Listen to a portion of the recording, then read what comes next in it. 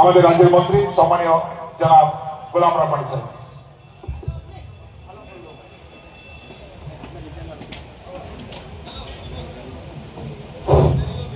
নমস্কার, প্রণাম, আসসালামু আলাইকুম।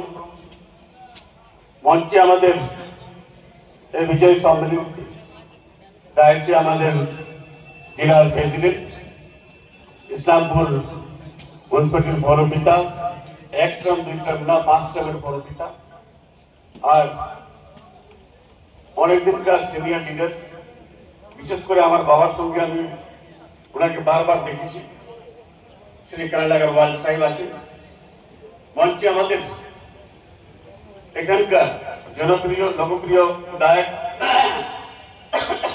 কাজের এমএলএ, কাজ নিয়ে সবসময় ছটফট করে থাকে আর বিভিন্ন কাজের জন্য আমাকে পছন্দ, উনি শ্রদ্ধা করে আর ডিস্টার্বও করে, আর ওনার রাগটা বেশি আছে একটু, রাগটা কোনো কোনো সময় সমালোচিত হয়। মিনাজুল হাসান আজাদ সাহেব, রাগটা ওনার হয় কাজের জন্য। উনি একটাই কথা সবসময় বলেন যে দাদা, আমি কাজ করার জন্য আপনারা আমাকে এমএলএ করেছেন, তো কাজটা যদি না করতে পারি তাহলে লোককে আমি কি দিয়ে যাবো এখানে? কেন এর আগে 44 বছর কোন বিধায়ক এখানে ছিল একটাই পরিবারের, ওরা কাজ করেনি, যার জন্য আমাকে কাজের হেডিকটা, কাজের লোডটা বেশি হয়ে গেছে, যার জন্য কাজ করতে হবে দাদা।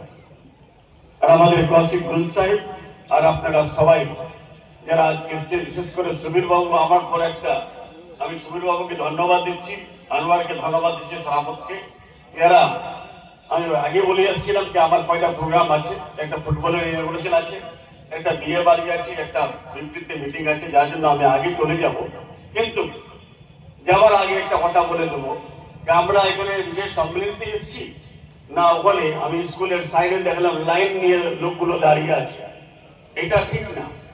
দয়া করে যারা ভলান্টিয়ার্স আছে তাদেরকে আমার রিকোয়েস্ট, 2:30টার পরে খাবারটা স্টার্ট হবে।